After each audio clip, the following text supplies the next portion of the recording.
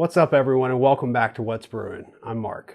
In today's episode, we're going to be sitting down with Hannah Garland, owner of HM Studieaux in Broussard, Louisiana. But before we get into it, let's go ahead and roll that B-roll.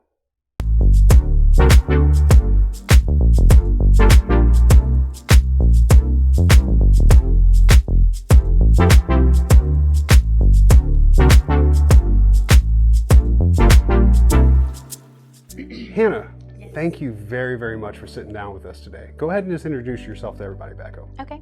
Hi, everybody. My name is Hannah Garland. I am the owner of HM Studieaux, and I'm also a stylist behind the chair. Nice to meet you. Nice to meet you. So, stylist behind the chair, I like the way you put that. So, go ahead and elaborate on stylist behind the chair. So I work full-time behind the chair also. So I do hair and makeup in the salon every day that we're open. Every day that you're open. Yeah. It's awesome. So what made you want to get into doing hair and doing makeup? I feel very blessed that it's always been in me. I'm sure a lot of stylists can say this, but since I was a little girl, I've always loved hair and makeup. I've always loved to make people feel beautiful, and I never had to wonder what I wanted to do in life. I always wanted to do this. That's amazing. Yeah. So when did you get the idea to open up your own studio? So I think probably when I was in high school, I knew I wanted to go to beauty school, get my license, and then open up a hair salon. I think in my mind, I always wanted to have a hair salon by the time I was 19. I don't know why I thought that, but that's what I wanted to do. And then I found out I needed to learn a lot more before I opened up my own. But yeah, I always always knew I wanted to open up a hair salon. So you mentioned high school in there. Yeah. So where are you originally from, Broussard, or are you from somewhere else? No, I'm actually originally from Bayou Chico, around the Ville Platte area. Okay. Yeah. How far is Bayou Chico from Ville Platte? It's about 15 minutes north. About 15 minutes north? Yeah. So that's where you first started your journey in deciding to do that. That's awesome. Yeah. So what made you choose Broussard as a location? It's crazy because I never really knew about Broussard. I had never even been to Broussard or anything. I had lived in the Lafayette area a little bit when I was about 21, but I had never been to Broussard. And my husband and I, we had two little girls, they're twins, and we knew we wanted them to have more opportunity. Bayou Chico's wonderful, but it's there's not a lot going on there. And even for the salon, we were growing and growing, but we kind of felt like we were at a plateau. So we wanted to do more. And when we were looking at houses and looking at schools and locations, I really prayed about it and I left it in God's hands. And we found a house, and it just so happened to be in Broussard. Schools were great and we had a good feeling about it, so we did it. That's awesome. So Yeah. You said you had two little girls. How old are they? Yeah, they're 7 now, and I have a little boy that's 3. I see. You have two little girls there. Both of them are 7. Yes, So they're you had- twins. Oh. Yeah. Wow. Yeah. So I bet you that could be a handful sometimes. Yeah, it's getting easier now that they're older, but it's awesome. It's awesome. Yeah. You know, they'll never have to worry about once they get to high school. They'd be like, how am I going to do my hair for prom? Right. My husband's excited. He gets to save money on proms and weddings and things like that because we already have a hair and makeup artist. So, because this is your first time this is your first business that you've opened. No, it's correct? actually my second salon. Really? Yeah. So, so I had moved out here in Lafayette, not Broussard. I had moved to Lafayette and I was working there, and I met my husband. He's from Indiana, but he was visiting family around the Bunkie area. So we moved really fast. We met, we were engaged by 6 months, married a few months after that. Actually, we were engaged before 6 months. We were married by 7 months. Then we had our little girls, about a year later, and we opened a hair salon in Bayou Chico. He loved Bayou Chico. It's woodsy. He's a hunter, things like that. So we opened up a hair salon there, and it was going really, really good. We were extremely busy. It's a small town. Everybody knew who I was. They knew I did hair.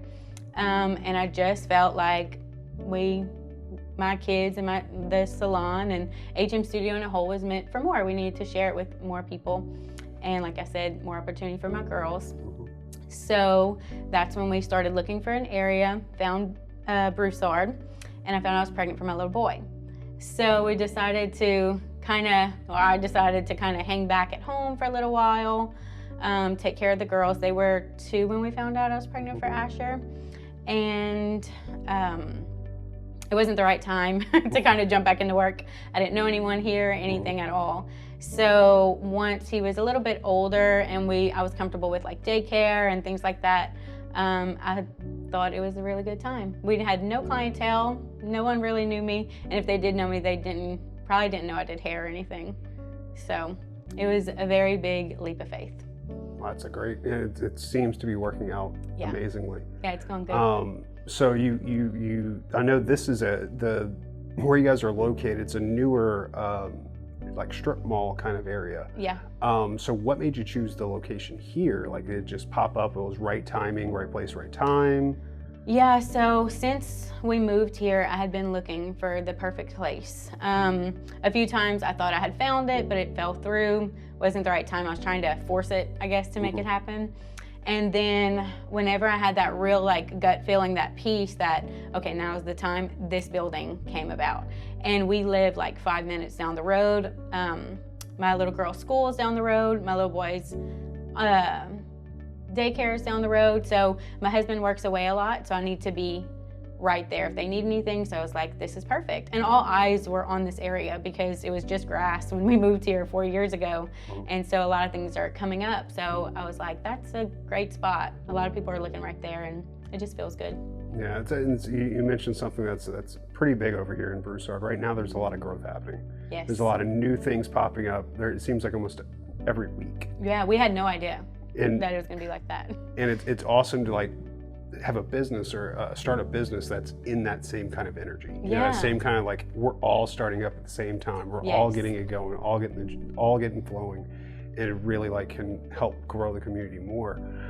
So when was day one over here? Oh, that's fun. So day one was March 17, 2020. Oh. Yeah. Oh. Yeah. So 10 days after we opened, we shut down. 10 days after you opened it because of the pandemic? Yeah, it was quarantine time. I think I said 17th. I'm pretty sure that was the date that we opened, but I could be off a little bit. It might have been the 7th. I know it was 10 days before. Yeah, it was like before right quarantine. Before, yeah. Because I think quarantine. I don't even remember anymore. It was March. Just seems like it's been so long. 20th maybe, March 20th. So it was probably the 7th. Wow. Yeah. So immediately doors are open. You have everything set up. We had a grand opening ribbon ceremony. Chamber of Broussard came. We were so ready to like hit the ground running, like so excited. But we got about 2 weeks. You know, like I said, 10 days.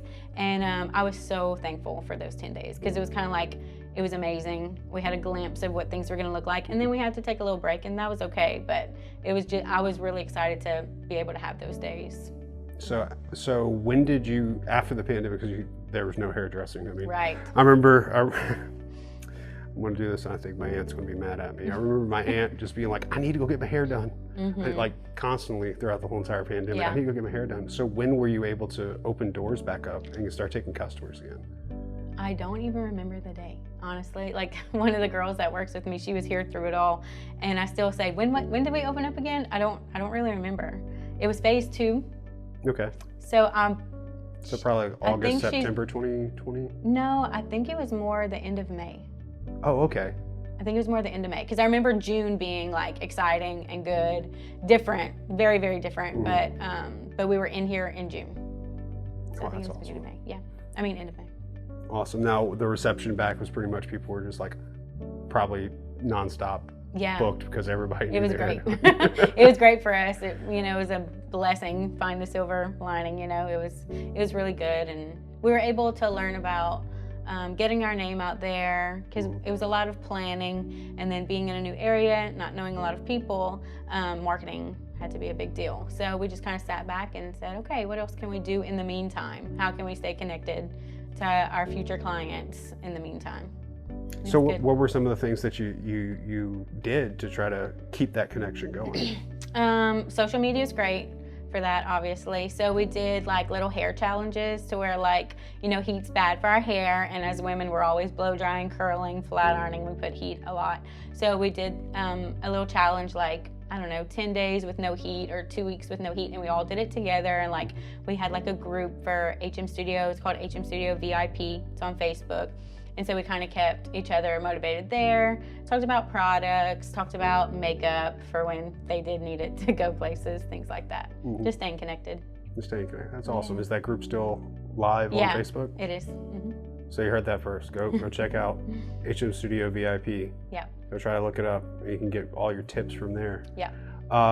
So whenever you opened your doors, was it just you, or did you have a group of people other stylists that were coming to rent chairs here, or? Yeah, it was me and I think 4 other girls. Okay. We were a little different base. We weren't a booth rental salon yet. We are now. So it was me and a few other girls. Okay. Yeah. What were some of the girls that were here? Are they still here? Or Gabby is, yeah. So Gabby started the week after our grand opening, and she's been my A1 since day one. Gabby Hartwin. I like that. Yeah. I like that expression, A1 from day one. I've never heard that before. Really? Yeah. Oh, yeah. She's awesome.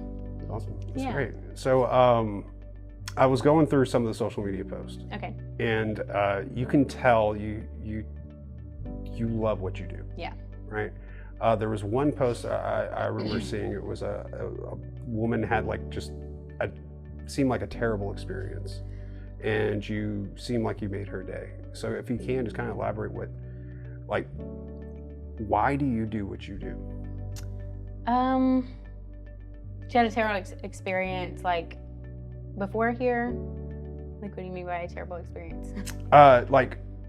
It was a picture. So pretty much, the picture that I saw was this woman. I mean, it looked like she had a bad perm. Was the best way to put it. Okay. Prior to coming here. Yeah, prior to coming here. Pardon me. Let me rephrase that. She was the savior. The other people were not. Yeah, those are kind of my favorites, honestly. I feel bad that they had a bad experience, or that they don't love their hair, or maybe they've gone through something personally that they just haven't been able to get into the salon, or don't feel, up to it. And my favorite thing is when they sit in the chair and they're like, I just can't get this right. I can't find someone to get this right. Like I said, I feel sorry for them, but I feel like it's my time to shine. Like, I'm gonna make you feel as amazing as I possibly can. And I heard once, and it stuck with me, our job is, it's lots of instant gratification. So like when we're doing hair, let's say I do 5-6 clients a day, majority and most of the time, they're so grateful. They're so happy, they're excited, they're thankful, and just feeling so great. Whereas to somebody who, let's say, builds a house, it takes them months and months and months to get that gratification, that thankful feeling, So I think I'm fueled by that, I mean, how awesome is that to be thankful, multiple times a day by someone. And to be able to make someone's day, but not just once, like 4 or 5 times. Right, and make them feel great, Hair can seem significant to some people, but for me, and I'm sure a lot of women and even guys, it's a confidence boost. When you look good, you feel good, you feel like you're almost ready to take on anything when you feel like you look good, Oh, 100%. Yeah. I know me, I don't have hair here anymore. That's why the hats are there. We can help with that. Yeah. Oh, hey. Yeah. No, but it's I always wear a beard, because if I shave my beard, I look like I'm 12. So I've always had a beard. And beard's your makeup, like our makeup is your exactly. Yeah. A beard's like beard's of male makeup. That's the best way to put it. And so whenever I go to a barber or I go to a stylist that's actually able to clean it up, make it look nice and everything like that, I want to put a suit on, go out on the town. Baddie. Yeah, I feel great. All right, so one thing, kind of bring up, because we talked about hair and hairstyling and everything like that, but another part of the business is y'all guys do makeup. Right. What are some of the things that some of experiences that you've had within doing makeup, not just in the salon, but out in the world? Experiences like services people have provided for. So we do a lot. Like, I love to do wedding makeup. I've done makeup for a commercial. I've done makeup for photo shoots. Nowadays, people come get their makeup done for their baby shower, or anything that they're gonna have a lot of eyes on them, or pictures and things like that. And it's really fun because it's such a special day for a lot of people, and you get to be a part of that, as well as like wedding updos, and it's a big honor to be a part of such a special day, you know? So yeah, I love to go out and do it on location.